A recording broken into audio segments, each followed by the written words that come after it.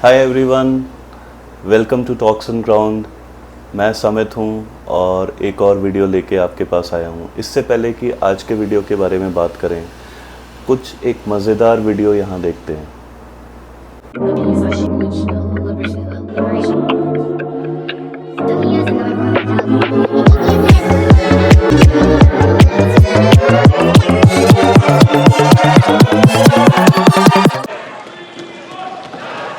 मैं इस इकोसिस्टम को चेताना चाहता हूं।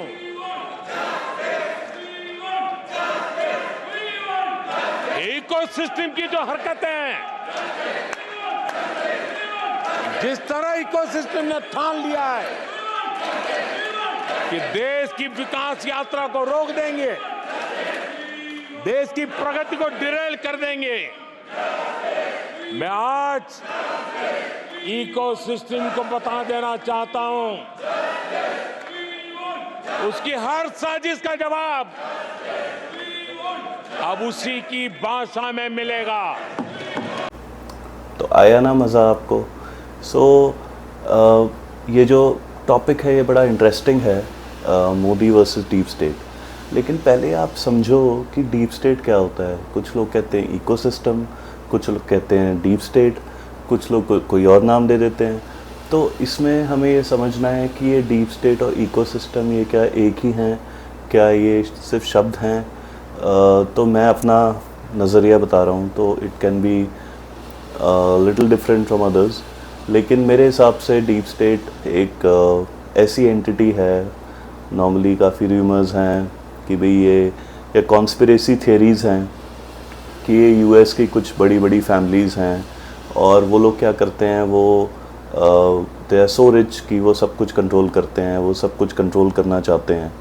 जबकि इकोसिस्टम जो मोदी जी ने अभी जो आपने वीडियो देखा उसमें जो बोला उन्होंने, वो एक बेसिकली एक कांग्रेस का इकोसिस्टम बता रहे हैं इंडिया में। लेकिन कुछ वर्षों से, आई थिंक 20 साल तो आप लगा सकते हो, 20 साल से ये दोनों का एक कॉम्बिनेशन है। तो इन दोनों को आप अलग अलग हटा के नहीं देख सकते हैं।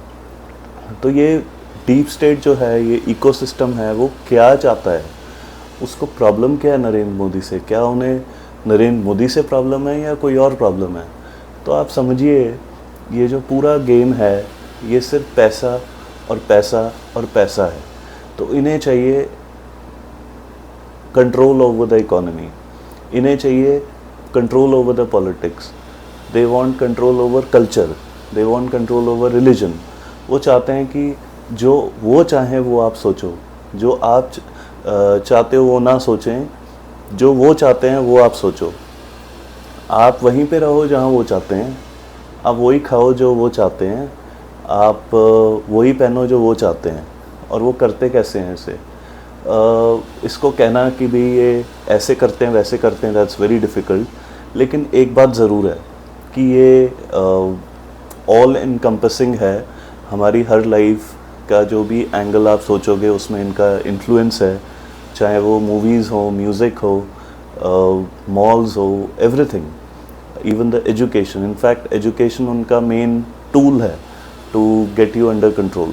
तो ये जो इकोसिस्टम है ये चाहता है कंट्रोल, और ये चाहता है उस कंट्रोल के ज़रिए पैसा बनाना। और ये जो पैसा जब बनाया जाएगा तो वो उस पैसे को यूज़ करके आपको एक तरीके से आपकी फ्रीडम ख़त्म कर देंगे, because they don't care about you.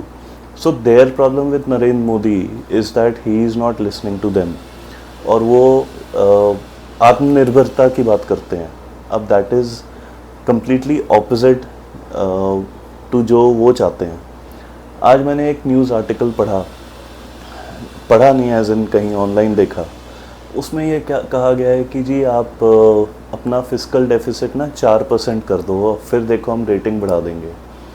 आपको मैं कभी ये डिटेल में समझाऊंगा, बट आप ये समझो कि फिस्कल डेफिसिट वो है कि जो आपने पैसा उधार लिया आरबीआई से, और अगर आप उसको कम कर दोगे तो आप पैसा कहीं से तो लोगे।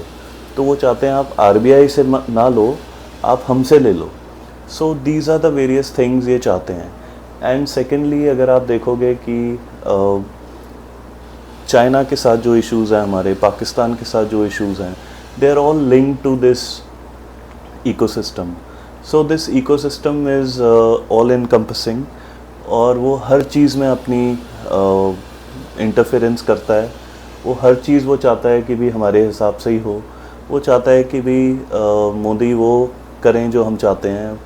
वॉर पे चले जाओ आप चाइना के साथ, जो कि हो सकता है हो आगे जाके, लेकिन हम क्यों करें, हम उनकी बात क्यों सुने. इसी बात पे है मोदी वर्सेस डीप स्टेट की एक बहुत बड़ी लड़ाई. इस लड़ाई का बगुल आप कहोगे अगर छेड़ा गया तो वो छेड़ा गया हिंडनबर्ग फाइल्स जब अदानी का केस हुआ. ये चल रहा है सदियों से, लेकिन उसका जो रीसेंट एग्जाम्पल है वो एक हिंडनबर्ग फाइल्स वाला हुआ, जिसमें कल ही खुलासा हुआ है कि भाई कुछ चाइनीज़ पीपल व इन्वॉल्व जिन्होंने कोटक बैंक को बोल के हिंडनबर्ग में शेयर्स को शॉर्ट कराया. लेकिन एक बात समझने वाली है कि इनको एक बहुत बड़ा झटका लगा है जून 4 को. इन्होंने सब कुछ झोंक दिया था इस इलेक्शन में. They did not want Narendra Modi to be the prime minister. They were okay with someone else from BJP. But unfortunately उनके लिए Narendra Modi is not only the prime minister. It doesn't seem likely कि उसको इतने आसानी से हटाया जा सकता है. And that is where the pain is coming from. तो मैंने कहा कि इन्होंने पिछले साल एक हिंडनबर्ग फाइल निकाला जिसकी वजह से अदानी के शेयर गिर गए. उसके बाद G20 के बाद आई थिंक ऑन सितंबर 19 एक जस्टिन ट्रूडो हैं कनाडा के प्राइम मिनिस्टर. उन्होंने वो एक केस निकाला निज्जर का असैसिनेशन अटेम्प्ट का by an Indian agent whatever. Assassination not attempt. और पन्नू का यूएस ने निकाला कि भी इनको भी मारने की कोशिश करी गई. अब आप देखो कि ये पूरा चलता रहा. इनफैक्ट कोई बंदा उन्होंने पकड़ा हुआ है सम गुप्ता गाय, जिसको जेल में लेकर गए हैं न्यूयॉर्क के. पहले वो चेक रिपब्लिक में पड़ा हुआ था व्हाटएवर. सो एक वो स्टोरी चल रही है. अब लेटेस्ट क्या हुआ है, लेटेस्ट इनकी दुखती रग एक और है. इन्होंने सालों दर साल अफ़गानिस्तान में बहुत एसेट्स बनाए हैं. कोई TTP है, कोई ISIS है, कोई अलकायदा है. Who is allied with whom ये कहना, I am not an expert, but we all know कि इसमें कुछ ऐसे एसेट्स होते हैं जो कि कभी पाकिस्तान को अटैक करते हैं, कभी इंडिया को करते हैं, कभी ईरान को करते हैं, कभी कहीं और करते हैं. So these are all assets that have been created over a long period of time. और उनके इसमें करीब $2 ट्रिलियन खर्च हुए हैं 20 साल लगा के.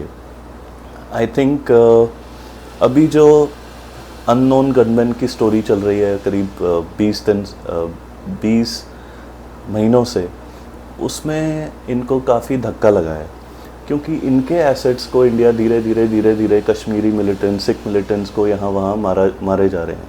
अब मैं ये नहीं कह रहा कि भी इंडिया करा रहा है, बट ये तो एक रिसीव्ड विजडम है कि हाँ हो सकता है इसमें इंडिया का हाथ हो.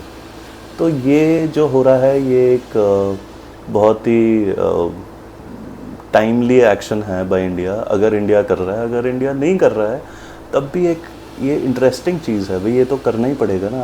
आप अगर आपके ऊपर टेरर अटैक हो रहे हैं तो आप क्या करोगे? आप उनके एसेट्स को डिस्ट्रॉय करोगे. तो एक सारा एडम्स हैं, एक ex-CIA, उन्होंने कुछ स्टेटमेंट दिया, आप जरा वो सुनिए. So he has another brother, Dawood. And India kind of works with Dawood and they give him money. And it's just kind of like the little things they do with the Baluchis, like the Baluch Liberation Army, BLA, and TTP. And it's like the things they do to poke Pakistan. You know, that crap. So, so they have that going on, which I knew about. So then I hear, hey, they gave $10 million to Mullah Yaqub, so they went up a step. And then, so it's like, well, what's this $10 million for? What are they doing with it? The $10 million went to fund Gecko Base. You remember Gecko Base? I mean, I've never worked in Gecko Base. But several times. yes, so you know Gecko Base. I know some of your audience does. So Gecko Base now is the location where Haibatullah, so the supreme leader of the Taliban, that is where his personal security is. So then it's like, okay, the Indian government, or probably their intel service, is funding Haibatullah's. Okay, so what she is really saying. तो आपने सुना, तो वो ये कह रही हैं कि बेसिकली इंडिया ने $10 मिलियन दिए और हमारे एसेट्स उड़ा दिए। तो उनके दिल में दर्द ये नहीं है कि उनके एसेट मर गए या इंडिया ने करा, उनके दिल में ये दर्द है कि how can a country like India destroy their assets for $10 million using Taliban, which is basically funded trained by Pakistan and USA, and उन्हीं का बंदा बेसिकली उन्हीं को मार रहा है। और उन्होंने कुछ टेक्निकल डिटेल्स दिए हैं कि भी हरकतुल मुजाहिदीन के नहीं मार रहे हैं, उन्हीं का बंदा हो सकता है, what ever, number 3 in the Taliban hierarchy उनकी गवर्नमेंट में। तो आप देख रहे हैं कि अब ये कहाँ पे जा रही है बात। So this fight between the deep state and Modi is becoming louder and louder.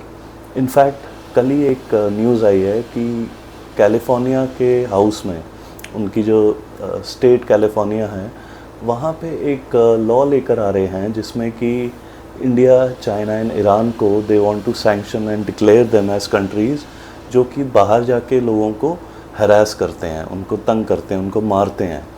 And interestingly उसमें चाइना और ईरान के साथ इंडिया को क्लब कर दिया है। तो you know where this is heading towards sanctions, and probably I am the first one to say this, but I can feel that sanctions are down the line अगर India पीछे नहीं हटता है। और इंडिया पीछे हट नहीं सकता है, politically, militarily, socially it is not possible. तो मेरे हिसाब से एक ये टकराव जो है ये आगे बढ़ता जाएगा, और जैसे जैसे ये स्टोरी डेवलप होएगी we'll come back to you with more details. In fact इसका एक एक पीस जो है वो अपने आप में एक स्टोरी है, चाहे वो डीप स्टेट क्या है वो हो, चाहे पन्नू हो, चाहे निज्जर हो, चाहे ये सारा एडम्स हो, चाहे ये इलेक्शन हो, चाहे मोदी हो, और ये कैसे आपस में टकराव हो रहा है ये भी देखने वाली बात है। तो I think it is a very very fascinating time, और मेरे हिसाब से if you ask me right now Modi is winning. Thank you, goodbye and take care.